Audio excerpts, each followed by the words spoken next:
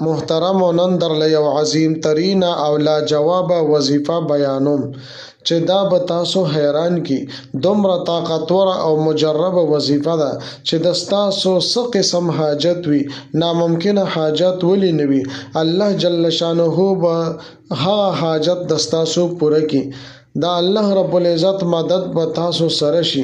دغه شان هر حاجت به الله رب العزت پوره کی او مشکل او پریشانی چې کوم قسم وي الله رب العزت به ختم کی. ستا په ژوند کې به آرام، سکون او راحت راشي. محترمو، داسې عظیم ترین وظیفه ده چې دې برکت به تاسو په خپل باندې وینئ کله چې تاسو دا وظیفه پوره اهتمام سره، توجه سره، دیان سره وکړئ. بسم الله الرحمن الرحیم. السلام علیکم ورحمت الله وبرکاته.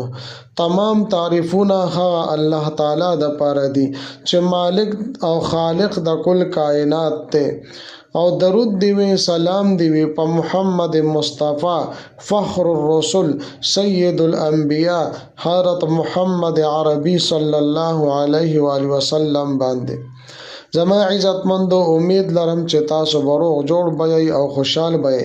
زما د الله رب العزت نه دا دعا دا سوال دی چې تاسو چرته هم بئ، الله تعالی مو د هر قسم غمونو نه، تکلیفونو نه، پریشانو نه په امن او سلامتی کې ساته. الله تعالی مو خپل مقصدونو کې، خپل حاجتونو کې کامیاب کا. آمین. زما عزتمندو، کلم چې تاسو ته څه حاجت را پیښ شي، څه مسله درته را پیښه شي، هر قسم حاجت درته را پیښ شي، وړوکی وي یا غټ وي، ممکن وي یا ناممکنه وي، یا داسې بیماری وي چې ښه کېږي نه، تاسو دوایي خورئ خو بیماري مو ښه کېږي نه. دغه رنګې زما عزتمندو، تاسو غواړئ چې دا مشکل، دا بیماری او دا پریشانی دې زما ختم شي. د دې ټولو مسلو دپاره دا وظیفه او دا عمل تاسو کولی شئ. دومره بهترین او باکماله عمل دی. کله چې تاسو دا وظیفه وکړئ نو د دې برکت به تاسو لا په خپله باندې پته ولګي. دا الله رب العزت مدد به تاسو طرف ته متوجه شي، او چې الله رب العزت مدد چاته متوجه شي، الله تعالی مدد چا سره شامل حال شي، نو بیا هغه ناکامه کیږي نه. زما عزتمندو، که غریب دی، که مالدار، که بادشاه دی او که ګدا، ټول د الله رب العزت د مدد محتاج دي. الله رب العزت د چا محتاج نه دی. نو موږ له پکار دي چې په هر حالت کې، هر ځای کې د الله تعالی نه مدد غواړو. زما عزتمندو، نن زه تاسو ته یو عظیم الشان او عالی شان وظیفه ښیم. انشاءالله تعالی ستاسو تمام مسائل به حل شي. که د رشتې مسله وي، تاسو غواړئ چې زمونږ د ښه ځای کې رشته وشي، یا دغه رنګې زما عزتمندو رشته شوې ده خو لیکن د واده اسباب نه برابریږي، یا د ستاسو کاروبار کې مسله وي، کاروبار کې رکاوټ وي، د دې دپاره تاسو هم دا وظیفه کولی شئ. دغه شان د قرض نه د نجات دپاره هم دا ډیره مجربه وظیفه ده. الله رب العزت به د قرض د ادا کولو د غیبونه بندوبست وکړي. یا د چا خپل کور نه وي، پردي کور کې اوسیږي، نو داسې خلک ته دا وظیفه وکړي، الله رب العزت ورته خپل کور ورکړي.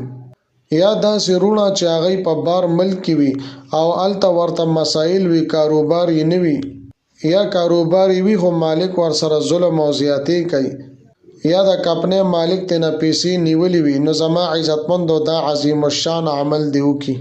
انشاءالله تعالی الله رب العزت به دغه مسائل او پریشانه بالکل ختم کړي. زما عزتمندو، چې مونږ د الله رب العزت نه مدد غواړو نو الله رب العزت په دې باندې ډیر زیات خوشحالیږي. اوس راځم زما عزتمندو وظیفې طرف له. تاسو به دا وظیفه څنګه طریقې سره کوئ؟ زما عزتمندو، طریقه د دې ډیره زیاته اسانه ده. کله چې مکروه ټیم نه وي، یعنی انور خاطو نه مخکې د غرمې په ټیم کې، د مازدیګر په ټیم کې دا وظیفه نه کیږي، نو د مکروه ټیم نه علاوه تاسو به دا وظیفه کوئ. طریقه دا ده چې اول به صحیح طریقې سره اودس چردام وکئ، او بیا به 2 رکعاته نفل وکئ. کله چې مو نفل وکړه نفل پس و بیا سجده ولګوي او سبحان ربي الاعلى سبحان ربي الاعلى سبحان ربي الاعلى دا به درې پیری وای او بیا به یوش پیری دا الفاظ مبارکه وای وکفا بالله نصيرا وکفا بالله نصيرا بیا به د سجدې نه سر راپورته کوي او درود شریف په یوش پیری وای بیا به دویمه سجده وکي سبحان ربي الاعلى بوای او بیا به یوش پیری وکفا بالله نصيرا وکفا بالله نصيرا وای بیا به د سجدې نه سر راپورته کوي او درود شریف بوای یوش پیری او بیا به زما عزتمند درې پیری یو و پیری وای ربي انصرني في حاجتي ربي انصرني في حاجتي دینه پس به زما عزتمند دعا د پاره لاس پورته کوي د خپل حاجتونو د پاره خپل مرادونو تر سره کولو د پاره به الله تعالی په دربار کې عجزه سره دعا وغواړي ان شاء الله تعالی الله تعالی بستاسو دا هر قسم مسائل حل کی امید لرم زما عزتمندو چې دا ویډیو دا وظیفه بستاسو ډیره زیاته خوښی وي که ویډیو مو خوښی ویډیو لایک کړئ چینل سبسکرایب کړئ ملاویګم بتاو سره بل ویډیو کې بل وظیفه سره تر هغه وخت پورې ماته اجازه راکړئ د الله په امان